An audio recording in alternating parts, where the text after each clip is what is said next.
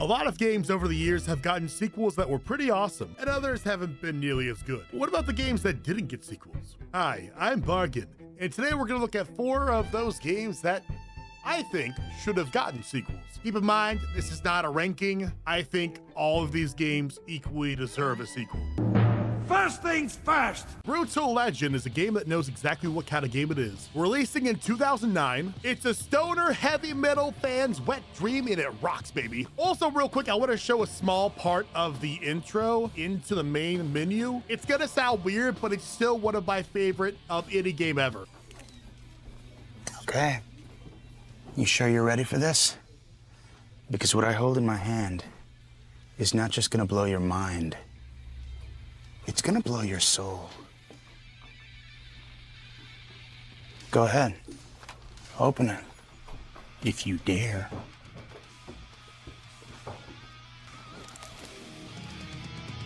If one's an open world action adventure game with elements of hack and slash and eventually hardcore RTS. The game features an all-star cast of voice actors including, obviously, Jack Black, Jennifer Hale, my man Tim Curry, Lemmy from Motorhead, Rob Halford from Judas Priest, Ozzy Osbourne, Kyle Gass, Lita Ford from The Runaways, and Corey Burton.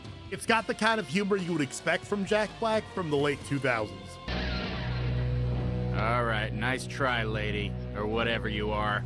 I'm supposed to think you're a nun, but I know you're really some kind of big, ugly demon, so let's have it. Aha! I knew it! Big, ugly demon.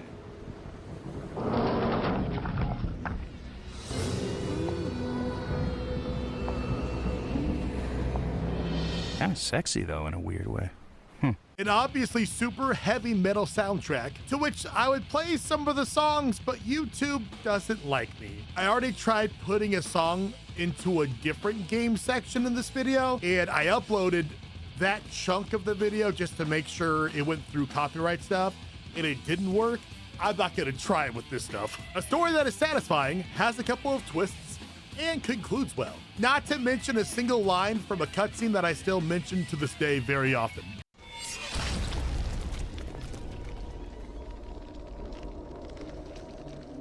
Decapitation!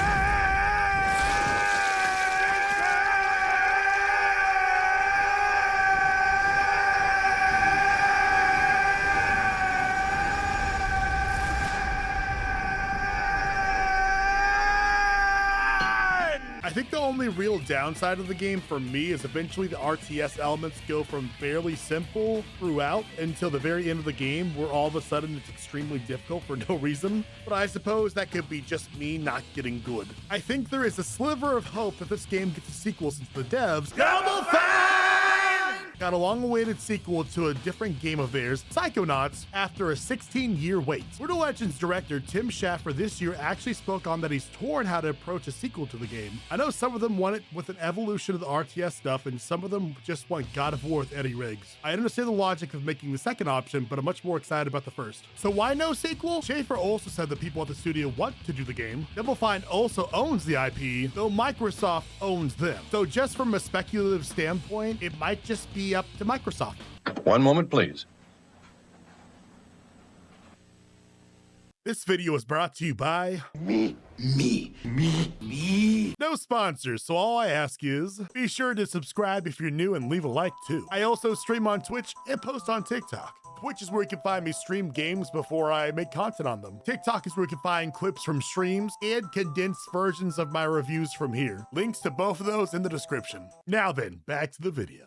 Next! Star Wars Republic Commando was a tactical first-person shooter developed and published by LucasArts. The game centered around Delta Squad, a spec ops unit in the Republic's clone army during the Clone Wars. Players controlled the squad leader dubbed Boss. It also gave commands in-game to his fellow squad mates in Scorch, Mixer, and Sev, all of whom had unique strengths that you could use to get through levels. The game had reviews that typically graded at 8 out of 10 across the board. It was given props for its story and combat, though had complaints about the game's length and meh multiplayer. Also, I kind of forgot that the multiplayer existed until I wrote the script for this, and I got a certain kind of like nostalgia overload, right? And I remember just loving it. So I don't know if I buy into the meh. The game's story ends on a cliffhanger where one of your squad mates, Sev, gets left behind. Boss, I've got a problem here.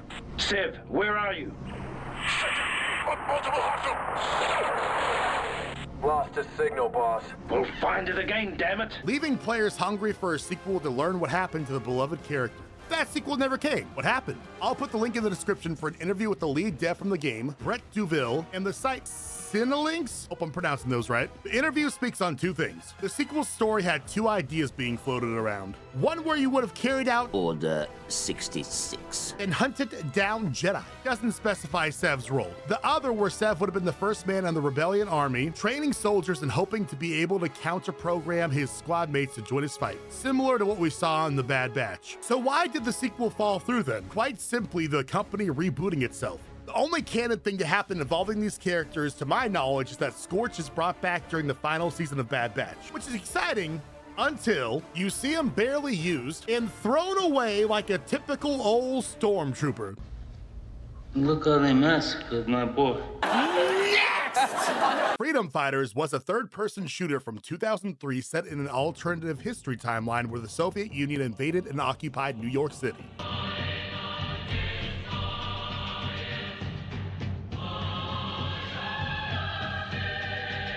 Citizens of New York and comrades from the Soviet Armed Forces, welcome to our first news broadcast after today's events. We all know that a plumber in a video game makes for a good main character. Why not use one in this game? Christopher Stone is a plumber turned resistance leader that fights against the invading force. The main character is a plumber whose brother is also a plumber with them. Look at their hats, look at their overalls. The game allows you to have squad mates recruited in every level played. The more charisma points you get by performing missions, some of them completely optional, the more random resistance NPC peeps that can be recruited. A minimum of 2 at first, with an eventual maximum of 12. You could give orders to your squad mates, but think of a more simplified version of Republic Commando. The game even had a solid multiplayer mode that had local couch split screen with 4 players. Each player could recruit 4 maximum soldiers. When the game came out back in the day, me and my friends only got to play it 2 or 3 times, as 2 of us had only ever gotten it from Blockbuster a handful of times, but I remember we had a lot of fun. So why no sequel?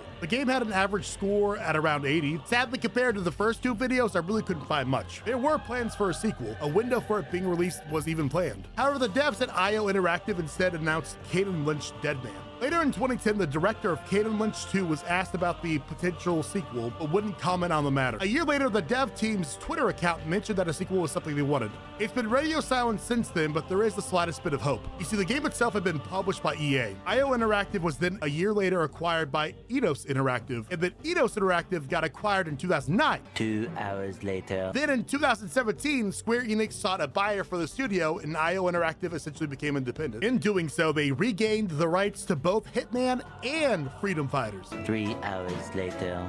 Can you move it along? I'm all out of time cards. The devs have been working pretty heavily on Hitman and have had success in doing so. So then maybe Freedom Fighters gets some love. Next! Sunset Overdrive was released in 2014 as one of the launch titles for the Xbox One. An action-adventure game set in third person, players were introduced to Sunset City, a dystopian world overran by mutants that consumed too much of the game's fictional energy drink, Overcharge. Your character is a former Fizco worker whose new job is to clean up the city after the launch of the company's newest drink, Overcharge Delirium XT. I was excited for the game because it gave me a little bit of sweet nectar. That sweet, good.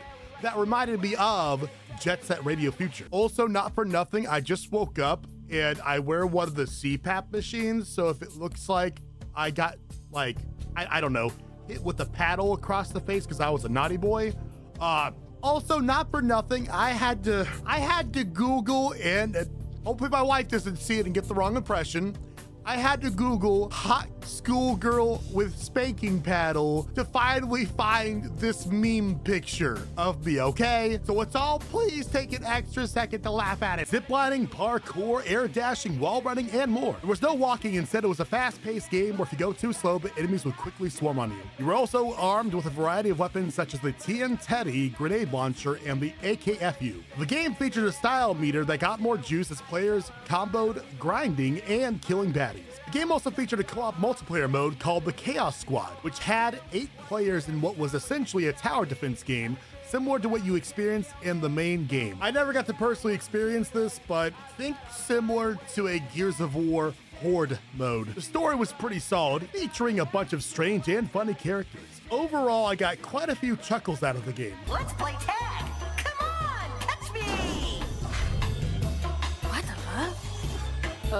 I'm in the wrong burrito right now. Wait, what am I saying? This is lame. How can we make it better? I know. Lava!